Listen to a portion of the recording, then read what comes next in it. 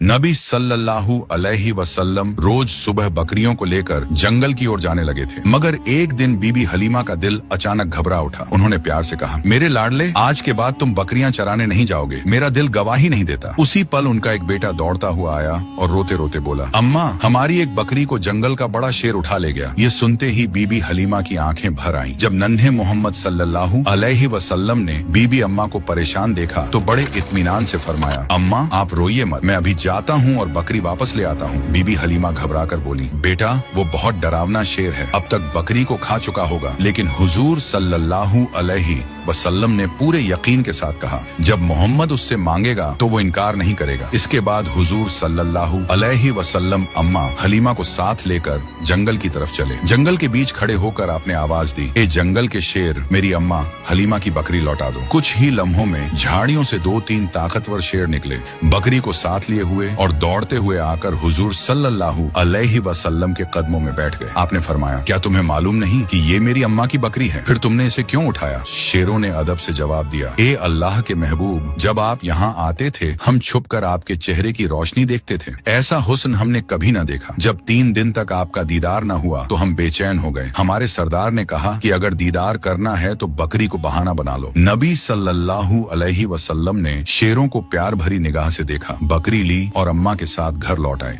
जब यह वाकया लोगों तक पहुंचा तो हर तरफ हैरत फैल गई। लोग कहने लगे, हलीमा का 3 साल का बेटा शेर से बकरी वापस ले आया। सब समझ गए कि यह कोई मामूली बच्चा नहीं है। इस तरह बचपन से ही नबी सल्लल्लाहु अलैहि वसल्लम की शान और पहचान बढ़ती चली गई। उसी दौरान एक दिन रेगिस्तान की हवा कुछ बदली बदली सी थी। बीबी हलीमा की झोपड़ी के पास बच्चे खेल रहे थे और नन्हे मोहम्मद सल्लल्लाहु अलैहि वसल्लम भी उनके साथ मासूमियत से खेल रहे थे। अचानक खेलते खेलते आपका चेहरा सफेद पड़ गया और आप जमीन पर गिर पड़े। उसी वक्त आसमान से 2 फरिश्ते उतरे। उनके हाथों में चांदी का तसला था जिसमें बर्फ और झमझम का पानी भरा हुआ था। उन्होंने नरमी से हुजूर सल्लल्लाहु अलैहि वसल्लम को उठाया, लिटाया और सीना मुबारक खोला। डर के मारे बच्चे भागते हुए बीबी हलीमा के पास पहुंचे और चिल्लाकर बोले, अम्मा, मोहम्मद के साथ कुछ अजीब हुआ है। बीबी हलीमा और उनके शौहर हारिस घबराकर दौड़े और देखा कि नन्हे मोहम्मद सल्लल्लाहु अलैहि वसल्लम जमीन पर लेटे हुए हैं। आगे की कहानी जानने के लिए पार्ट 4 जरूर देखें।